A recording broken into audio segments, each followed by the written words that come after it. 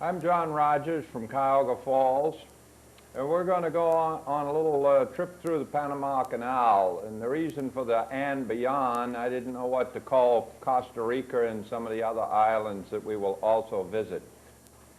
This was a tour, our cruise, taken between February 25th and March the 8th of 1995. That's just last year.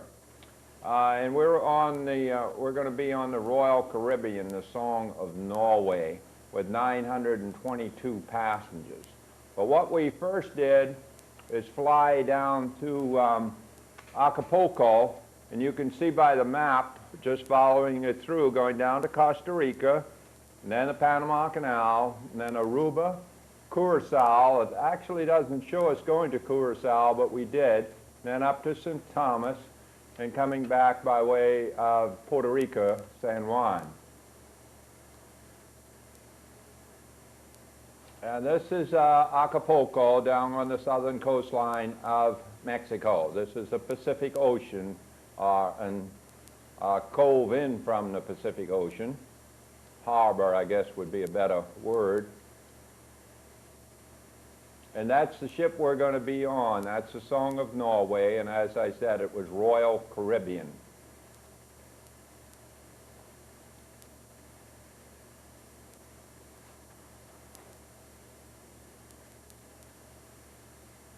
Still Acapulco. Some of these hotels got hit by a hurricane not too long ago. We did not spend any night in Acapulco. We got in during the day and came through that whole hotel area and around, and were ferried out to the Song of Norway on these kind of boats. So they had to carry 922 passengers and all their luggage out to that boat in these little ones. So we started off with a very interesting experience right away. We traveled 2,726 nautical miles. That's about 5 days at sea and 11 nights total on board. But 5 days at sea when all we saw was a few islands. Here are some passengers coming aboard after us so that you can see what one of those little launches looks like. And that's where we're going out through into the open Pacific. And our first port will be Costa Rica. Now you could do all kinds of things, whatever. There's a nice body of water. Now, that's the Pacific Ocean. I'll show you one of the Atlantic, and you tell me the difference as far as the picture is concerned. But here are a few that were taken on the ship itself, just to give you a feel for it. This is a relatively small cruise ship, only holding 922 passengers. The Princess Cruise Lines and some of those others, most of their ships hold many, many more than that. But we wanted the smallest thing that we could get. A few decorations and so forth. And then in order to handle things easily, each person was given a card like this, a plastic, to identify yourself at any time. Anytime you wanted to charge anything, you use this, and then you settle it on one of your credit cards. And then I have that laying on top of Caribbean and Panama Canal shore excursions, because I want to tell you something about those. You book those right on the ship, long before you ever get to the point where you're going to go ashore. But now we've gotten to Costa Rica, and we're going into the port of Caldera on the Pacific side, obviously. Nothing much there at Caldera. I found a few things waiting to be shipped. But we were greeted by a number of people doing dancing and playing music and so forth. And these I'm photographing right from the ship itself. And these are the guys that are supposed to be playing the music for them to dance by. And here's a man with one of the little ox carts, which we will later see in the town of Sarcy. And this is some of the stuff. It actually looks like bars of aluminum. I am not sure whether Costa Rica is a source of aluminum, but boy, they sure look like it to me. Now, on this day, this will be the only time that my wife and I went different routes on this trip. She went into the capital, which is San Jose, and I wanted to go up to the to Poise volcano. And so we went different routes. We saw a lot of the same things. Both of us saw where the ox carts are made and so forth, and saw some of the countryside. I probably saw a little bit more of the countryside than she did that day, but it gave us both a chance to see. Costa Rica is about half the size of Ohio, and that's the mountain we're going up on with the clouds hanging around it. Some interesting little statistics. They have 137 species of snakes, of which 17 of them are poisonous. And yet they say this is great retirees country. A lot of retirees from the U.S., they say, settle down in Costa Rica. Coconuts growing here. And this says, if you saw the show on Hawaii, you would know that this is the red ginger. And that's a banana. And the picture is not upside down. That's the way they grow.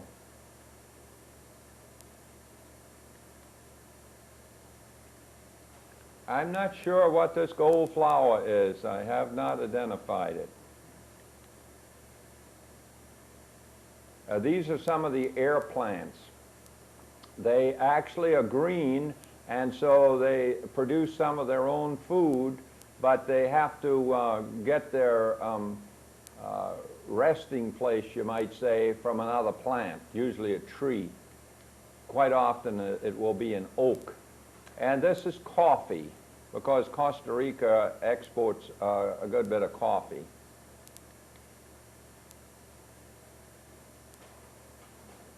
We had stopped at a place and I saw this little home across the way, and that's how a number of the natives live, in little, relatively little houses like that. When I get a blue sky and a bougainvillea vine in front of it, I have a hard time resisting, and that's what you're seeing.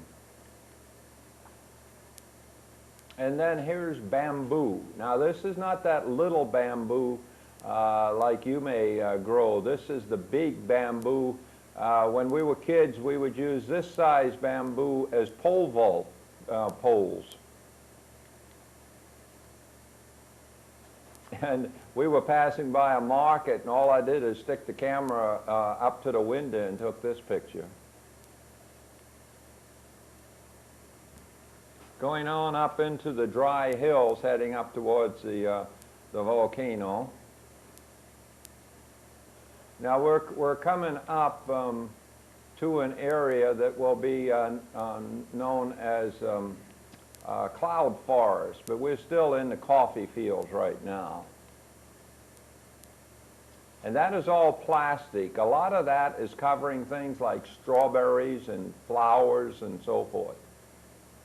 Miles of the stuff. We saw an awful lot of it. And this is looking down into the Central Valley. And I presume that this is the area where a number of those retirees would go.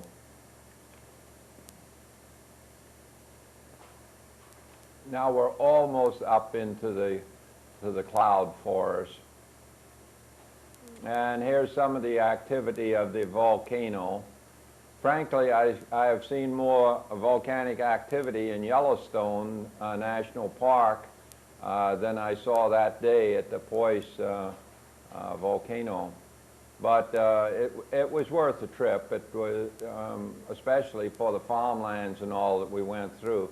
But that little pool there is the biggest assurance that you're in a volcano.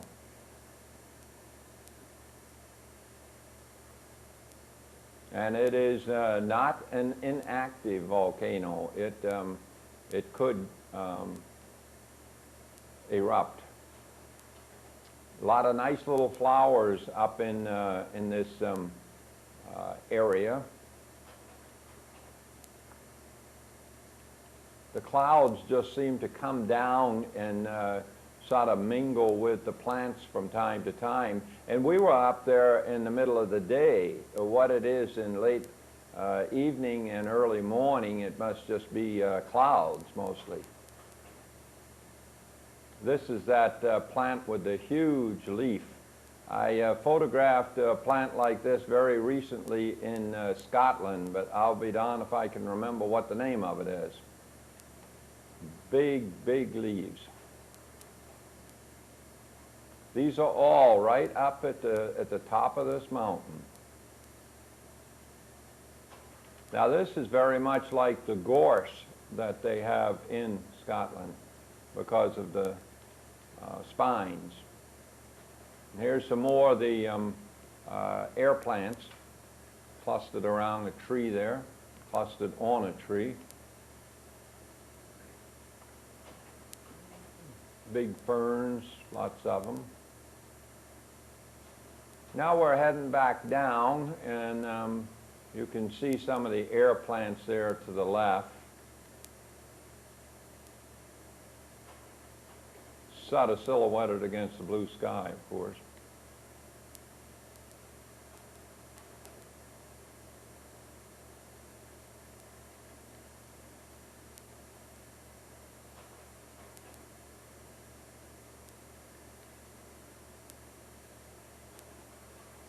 Beautiful Central Valley, really quite pretty, and it looks like it. Most of the land is really used to produce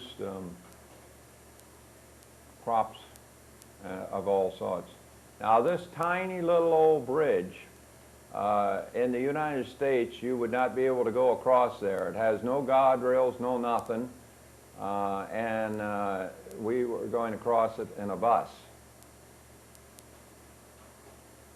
Waterfall. And this is sugar cane coming into town to be processed. And we're coming into the town of Sarcy.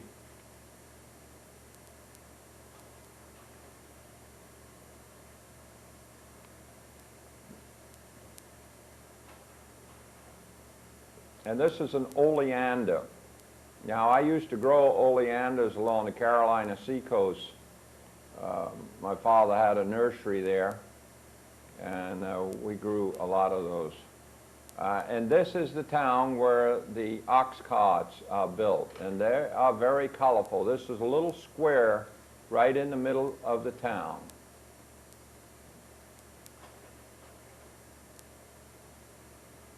I don't believe I ever saw an ox pulling one, a donkey maybe, but not an ox. But that's what they call them. And then this is sort of a takeoff on it. It's a big wheel made the same way. Really colorful. They really go out of their way decorating these things.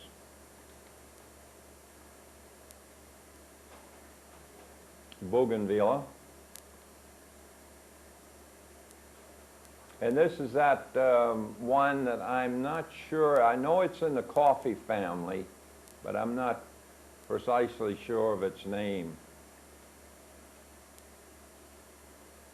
And here is one of the ox carts, and a goat is pulling this one. Now, as we were getting back to the ship, it was late afternoon, and you're seeing the sun shining down and making the Pacific Ocean sort of golden.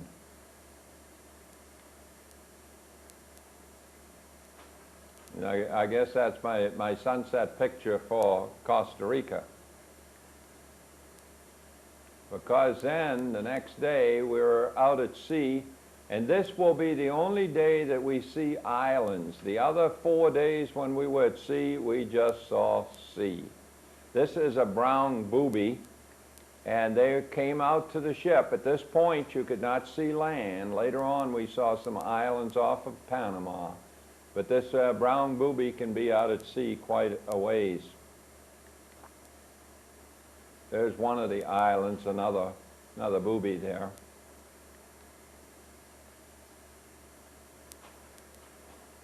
There's just something about an offshore island that, you know, if it's far enough away so that you can't see the mainland, it's sort of intriguing.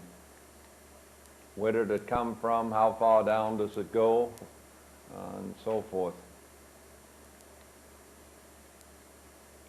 Now, each morning in the ship, or each evening, they would pull your bed down and have it all fixed up, and there would have a chocolate and sweet dreams and tell you what tomorrow is all about and so forth.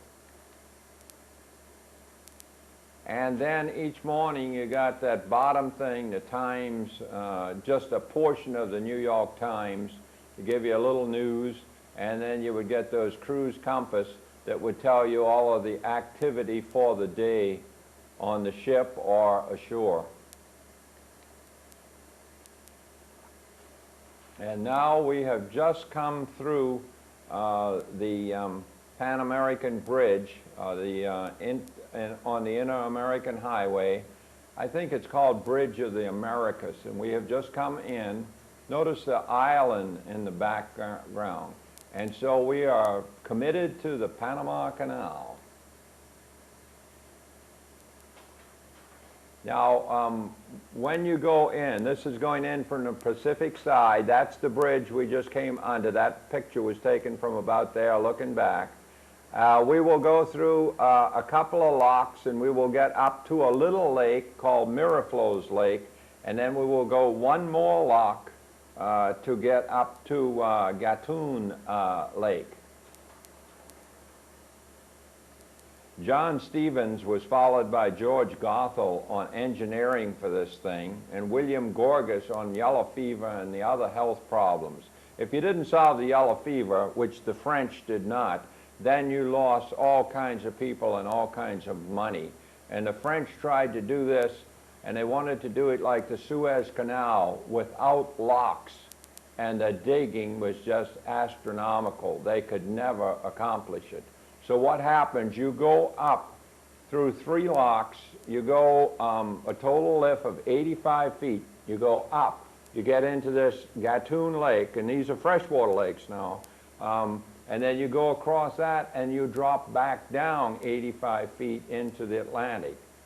So you are on a lake through most of your passage. You'll actually see more pictures in the locks, but the length of the passage is governed more by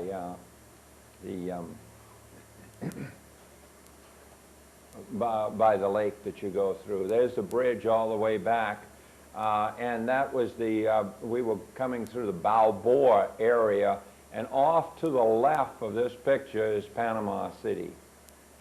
Yeah, there, you can see a little there. Sorry about the light streak through there, but it was early morning, and the sun was right close to the horizon, so it was hard to avoid. Panama City, and the area close to the ship is Balboa. Now, you don't just go through these locks. You get a pilot, and the pilot has just gotten off of that little launch, and he is now very shortly going to take command of the ship and take it through.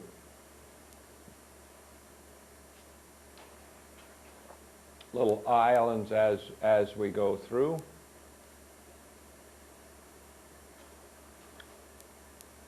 Now, we are a a cruise ship, so we have a better priority than some others. I think the warships would have first priority, and then cruise ships might come along pretty fast, and then the freighters and so forth.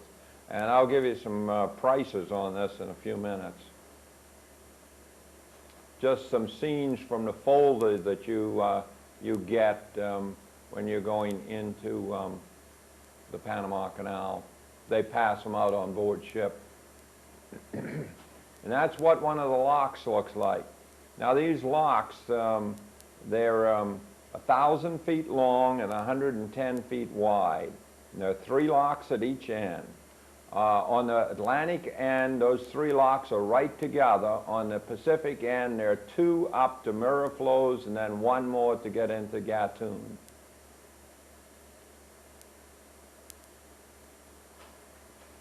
And these little engines do the work of positioning you. They have you hooked on cables on both sides to keep you in the center of the lock. I was standing on the deck, the first lock we were going through, and one of the people came over and asked if I'd ever been through, and I said no, I hadn't. That was the reason for the trip. And he said, well, he was on the battleship Iowa when it went through here, and it had 11 inches on each side to get through. Very close, very close. But all the commotion and activity and everything around these locks is really intriguing. And to think that you are going in there in this huge ship, actually ours wasn't all that huge, and water is going to lift you up so that you can go to the next step, and then the next step, and the next step, and then finally you go on over, and then you're lowered down. Now the whole thing is made possible by this Gatun Lake, and the last lock that you go to get into that is the Pedro Magal lock, and you don't actually see the dam that makes Gatun Lake because you're out on the lake that has been created. So I will not be able to show you that dam. But those little ships, and see these men here in the blue with the hats, they are canal workers also. And they just board your ship and handle it until you're through.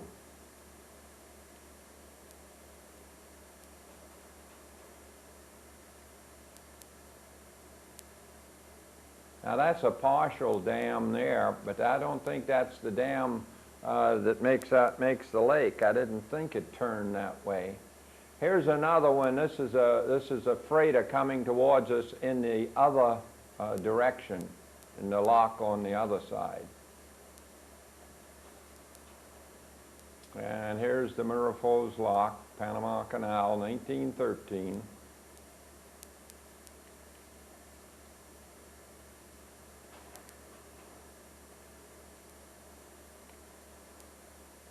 Quite a sight to go through there. We never did figure out what this fireboat was doing, spraying all the water, whether they were cleaning or what, I don't know.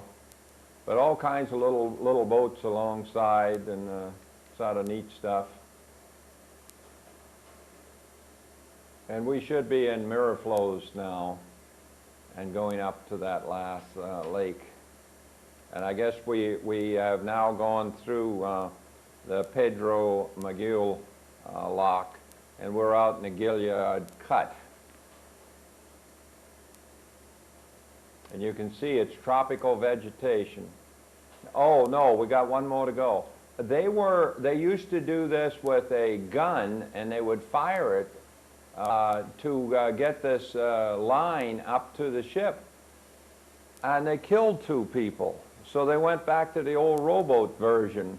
And that's the way they still do it today. That's what those 2 guys are doing, keeping from killing somebody. Strange how things work out. Too much modernization can kill you. That's a turntable for those little engines to turn around on.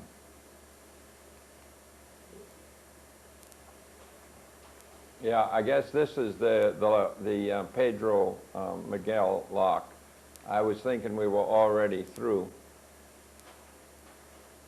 And then when we get through it, we will be in Gatun.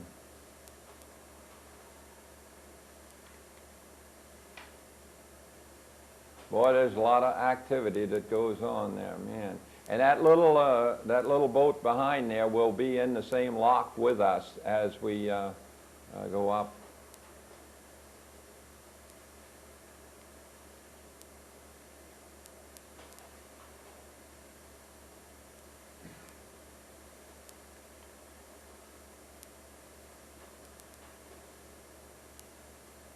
Those are powerful little engines.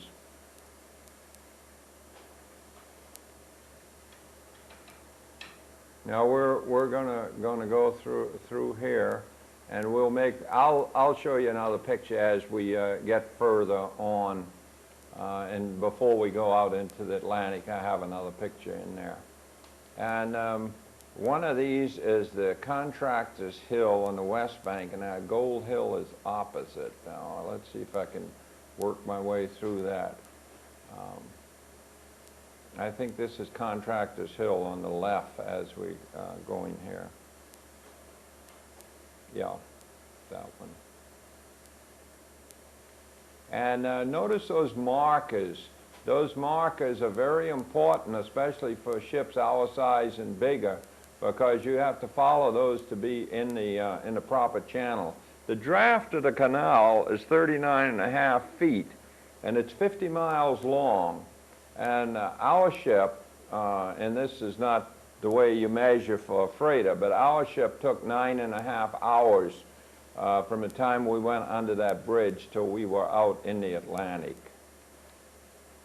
So you're going by these things, and over on this side then should be the Gold Hill. They were having a congregation of birds there. I'm not sure what kind of bird it is.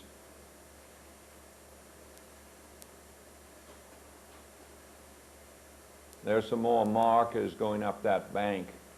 Now they really watch the stuff in this tropical rainforest because they are so dependent on the water of these lakes in order to operate the canal that, boy, you don't go cutting down tropical rainforests in this place.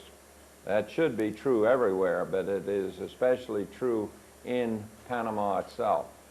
Here is some of the construction they're doing, and what they're trying to do is widen this portion of the canal so that two even fairly large-sized ships can pass without one of them having to stop for the other one to come by. So some of that work is being done. There's that little boat that has gotten on past us now that was in the same lock with us. But all kinds of neat ships go along here.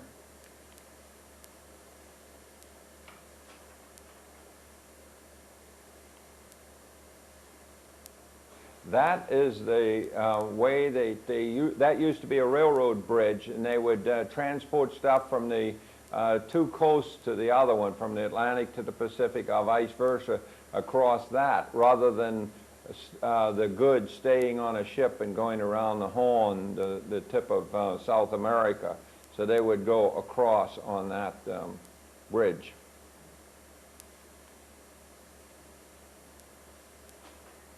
We're somewhat towards the center of it now, the town of Gamboa here.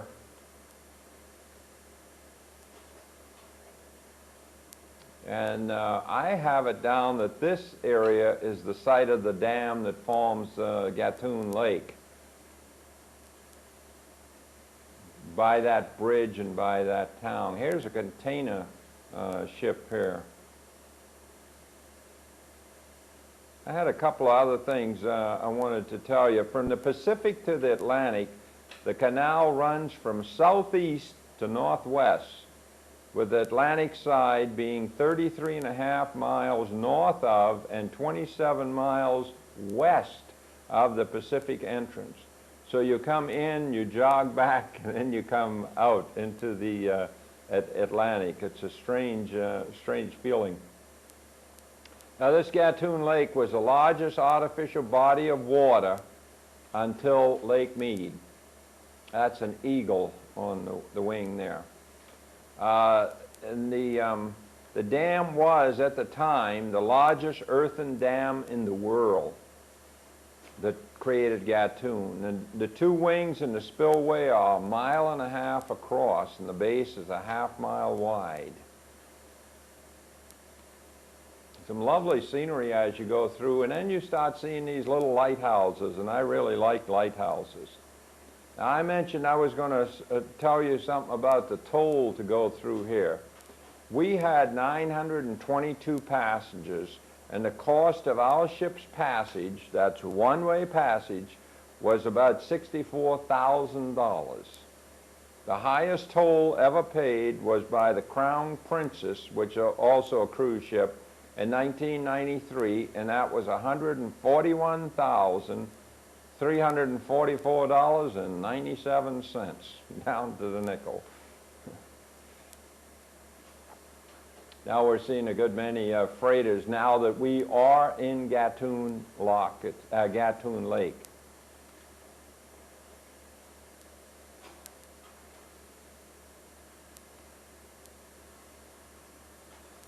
Now, it's somewhat uneventful going through the lake. It's just pretty islands and so forth. But you see a few things like this. This guy is just taking a spill. He's in the process on these, I don't even know what you call those things. But little islands out there are kind of neat. And every once in a while you see a freighter like one you've never seen before. Some pretty good cruise ships, not cruise ships, pretty good little yachts, I'd call them. Now, those cruise ships are probably over there waiting their turn, and they put them off to the side before they're allowed to go up to a lock. Now, we had already put off the, they don't leave that captain on or that pilot on for the entire thing, because all of his time through Gatun Lake would be a waste. So they take them off and put some more back on. Now what we're going to do now is come up through here, and there will be 3 locks together, and then we'll go out, and then when we hit here, we're in the Caribbean or in the Atlantic Ocean.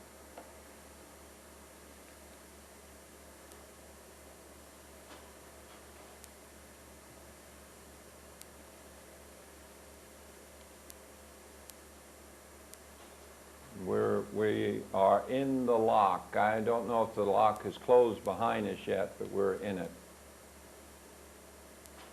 And there's a ship in the other lock going the other way. And a nice, beautiful lighthouse. Now we're on that.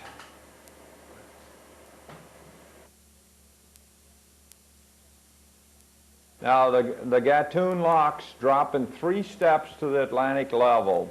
That's going through 3 locks to drop a total of 85 feet to get us down to the Atlantic. See, you've got 85 feet on each side. Sea level is more or less sea level. They have to be a little bit more careful on the Pacific side because of the varying tides are bigger in the Pacific Ocean. But other than that, sea level is sea level. And so you go up 85 feet, you go down 85 feet.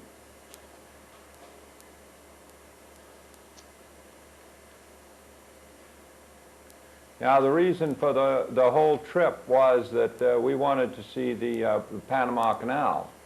And so you're seeing quite a bit of the Panama Canal, but you'll see some islands in a moment. This particular thing is a sort of a grandstand, you might say. If you're driving a car through this area, you can stop and go up in here and watch a ship go through the canal, just like you can with the Welland Canal up in Canada at St. Elizabeth. Now we have moved up alongside that lighthouse now, so we're in the lock, and we're in the first, and we'll go through 3 of them. No, I'm not going to show you every step of the way. You've seen a lot of going through the locks by now, but it is absolutely fascinating to see this.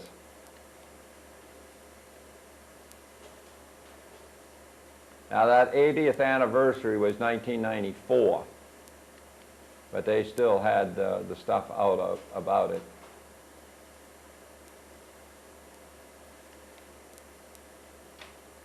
The bird that's flying over the ship is, you see the split tail, and that is the magnificent frigate bird. And the word magnificent is not my own. That's how you look this bird up in the bird books. His official title is magnificent frigate bird. Quite a flyer too, real neat.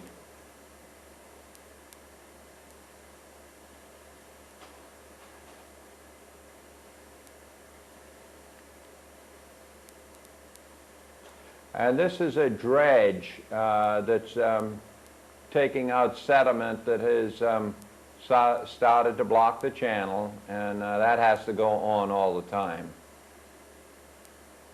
Here are a number of boats that are outside of the canal. They're at the mouth, but not in the canal itself. And you see one of them is Greenpeace.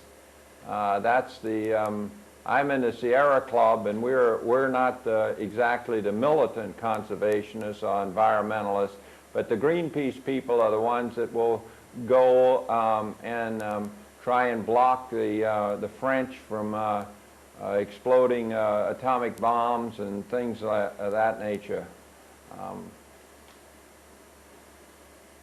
And that is our pilot leaving the ship. We're almost out. When we pass those rocks, we're more or less officially into the Atlantic Ocean, or the Caribbean, or what have you. At that end, on the Atlantic side of the passage, the little bit that you saw of it was Cristobal and Coan on the Atlantic side. But now we're at the Atlantic Ocean. Remember I showed you the picture of the Pacific Ocean? Can you tell the difference at this point? I can't. A lot of ocean out there. Now, some of the people spent most of their time here in the casino on the ship. I swear I don't even think they saw any of the places that we went if the casino was open, and it was open a goodly portion of the time. They gave you playing cards if you wanted to use that. We went on everything we could, and we were on deck, except for one day when the seas were real heavy and all of the decks were wet. They wouldn't let you go, and it was splashing. Here's some of the workers on the ship. This is their area. I thought that was you could even stand back there and get your entertainment if you wanted to.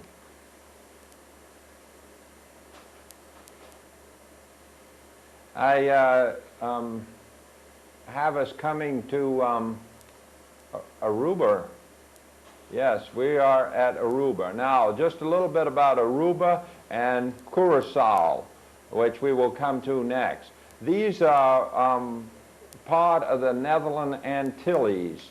They're about, I believe there are about 6 islands that make up the lesser Netherland Antilles, and these are 2 of them. Aruba is about 70 square miles. That's about 1/6 of the size of Summit County, and its population is 65,000.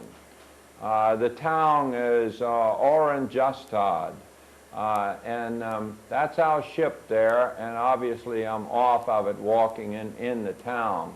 My wife and I decided to do something unusual here, unusual for us. Aruba is one of the places in the Caribbean where you can go out in a little launch and go down in a freewheeling submarine, an Atlantis submarine. and we are going to do that, but we're going to walk around a little bit first. Now, this is Dutch, or Netherlands, and so that's a statue of Queen Wilhelmina. You'll see I'll have another statue of her over on Curacao as well. But right now we're going to just look around the town a little bit, and then we have a date to go out into the submarine. We will be more or less in Aruba most of the day. Fountains and all kinds of neat things. It's a nice little square down there, very clean, clean as a whistle. And then in a little mall there, they have some free parrots and whatever else you call these birds. Parrot might not be the right word. And now we're on a launch. See, the important part of this operation is the Atlanta submarine itself. So they do not bring that in each time. They take you out to it on a less expensive craft and load you on the Atlanta submarine out in the Atlantic. It's not far out in the Atlantic, you understand. Now that's the submarine there as we're coming up on it. And that little boat stays with it, and we come up alongside, and as the people who are down in it stream off, we stream on. It holds 42 people, and you go down in it, and then then it dives. It's not cabled or anything. It can move under its own power, and it dives under its own power. There are 42 people in there, and each one of you has a port to look through. And then they turn. Most of the viewing is at 90 feet. That's about where the coral reef is, most of the coral reef. But they took us down to 150 feet and just set it on the sand of the bottom one time. And this particular coral reef has one interesting feature. I think it was a DC-3 or something like that, if there is such a thing, smuggling drugs crashed on this coral reef. And so they show you the remains of the plane. Now, photography down here is rather tricky. Of course, lights you can't shine because it bunks right off of the ports. And so everything tends to be greenish, a little bluish, depending on what kind of film you're using that particular day. Here's that plane that crashed. But all kinds of formations there. The fish, little fish, so it's hard to show them very good in photographs, but they're down there. We didn't see anything much that was very big, but the vegetation and the fish are pretty neat. And then you're down there for about 55 minutes, I believe, and then you surface, and the launch bringing the next group then takes you back, and that's our ship over there. We're coming alongside. A bathing beach over there. There are some nude beaches in the area. That doesn't happen to be one of them. As a matter of fact, we didn't see any of them.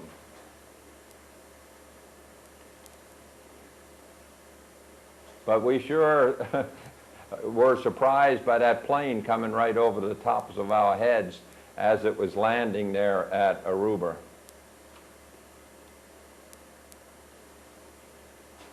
And then we got back on the ship, and the next morning we were already, when we got up, we were already in Curacao. And Curacao is about 40% of the size of Summit County. It's about 180 square miles.